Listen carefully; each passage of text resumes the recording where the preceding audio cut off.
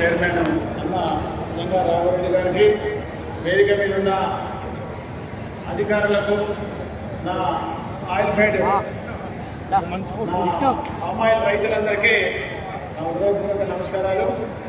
నా పేరు రూపిరెడ్డి గోపాల్ రెడ్డి. మాది మహబూబాబాద్ జిల్లా నెల్లికూరు మండల్ ఆలేరు గ్రామం. నేను 2021 సెప్టెంబర్లో 6 ఎకరాల పామాయిల్ తోట వేశాను. నేను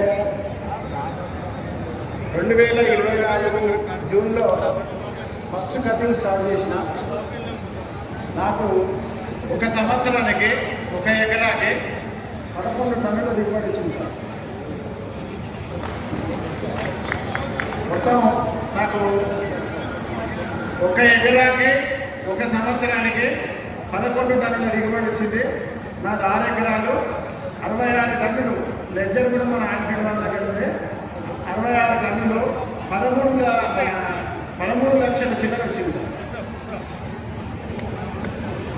అయితే నేను ఈ ఆయిల్ ఫామ్ పంట వేసేదానికన్నా ముందు పసుపు, మిర్చి ఇవన్నీ పంటలు వేసుకుంటూ రాష్ట్ర స్థాయిలో, జిల్లా స్థాయిలో అవార్డులు తీసుకున్న వాళ్ళే. కానీ ఎంత ఉత్పత్తి చేసినా, ఎంత పంట పండించినా, ఏం చేసినా కూడా లాస్ట్ ఆదాయం కాడికి వచ్చే వరకు కొద్దిగా ఇబ్బంది అయ్యేది. మార్కెటింగ్ పరిస్థితులు కొద్దిగా ఇబ్బంది అయ్యేది. మా యొక్క ఉత్సాహాన్ని క్యాచ్ చేసి హార్టికల్చర్ డిపార్ట్మెంట్ రాకేష్ గారు మమ్మల్ని మన అశ్వరావుపేట ఎక్స్పోజింగ్ విజిట్ తీసుకపోతే, మేము అక్కడ ఫీల్డ్కి పోయినప్పుడు ఒక 50-60 కార్లు ఉన్నాయి. 25-30 మంది రైతులే ఉన్నారు. అయితే ఏంటమ్మా ఇన్ని కార్లు ఉన్నాయి, ఎంతమంది ఉన్నారా అనేది మేము అనుకుంటే, మళ్ళీ వేదిక కాడికి పోతే మేమే ఉన్నాము, రైతులు చాలా తక్కువ మంది ఉన్నారు. ఏంటా అని మేము ఎంక్వైరీ చేస్తే, ప్రతి రైతు ఒక మంచి పెద్ద ఖరీదైన కారు తీసుకొని అక్కడికి రావడం జరిగింది. అసలు ఏంటి, మేము కూడా వ్యవసాయం చేస్తాను, మేము పంట పండిస్తాను, మేము అధిక దిగుబడులు తీస్తాను, కానీ మాకెందుకు లేవు ఈ రకంగా? ఒక 2 వీలర్ కొనుక్కోవాలంటే నేను ప్రాబ్లం ఉండే కదా, వీళ్ళకి కార్లు ఏ రకంగా వచ్చినాయి అనేది ఆ రైతులను మొత్తం ఇంటర్వ్యూ చేస్తే, మాకు 1 ఎకరాకి 1 సంవత్సరానికి 10 టన్నుల దిగుబడి వస్తుంది, ₹1,00,000 ఆదాయం ఉండేది.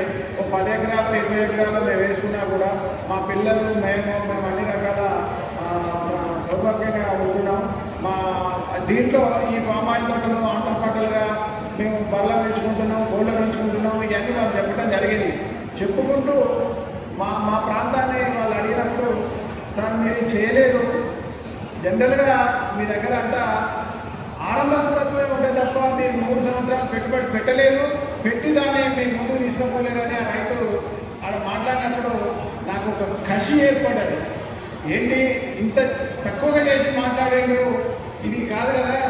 ఆ రైతుకు నేను అడిగిన, మీరు మొదటి సంవత్సరం ఎంత వచ్చిందండి అంటే, నాకు 6 టన్నులు వచ్చిందన్నాడు.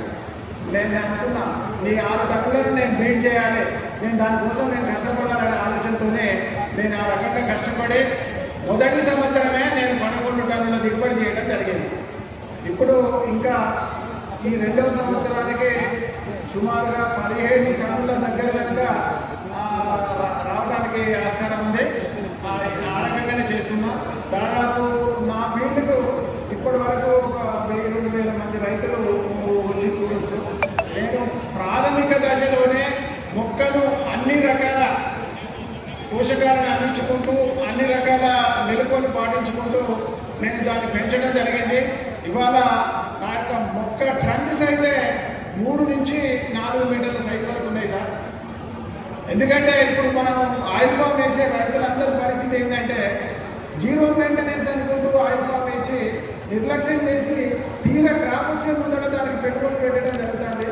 ట్రంక్ సైజు రానప్పుడు గెల సైజు రాదు, గెల సైజు రానప్పుడు మనకు దిగుబడి రాదు. నేను అనేది మేము కోరేది ఏంటంటే, ఫామ్ ఆయిల్ వేసే రైతులు ఇప్పుడు ఎవరైనా మీరు ప్రాథమిక దశలో 3 సంవత్సరాలు మీరు కనుక కష్టపడి దాన్ని దాస్తే మిమ్మల్ని 30 సంవత్సరాలు దాటుతుంది.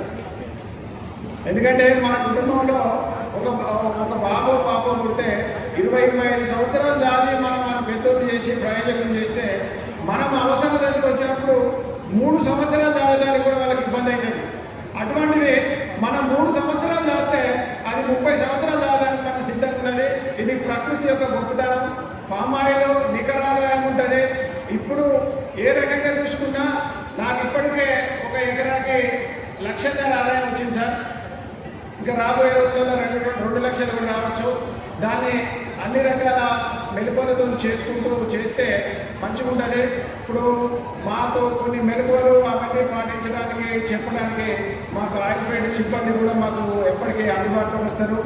వాళ్ళందరి సహాయ సహకారాలు తీసుకొని కూడా మేము ముందుకు పోతామని కోరుకుంటూ, మేము రైతులందరినీ కూడా ఆరోగ్యంగా మనము ఆర్థికంగా ఉండాలని అంటే ఖచ్చితంగా మీరు ఆయిల్ ఫామ్ తోట వేయాలని నేను కోరుకుంటూ నాకు ఈ అవకాశం ఇచ్చిన పెద్దలకు నమస్కారం చేసి ముగిస్తాను.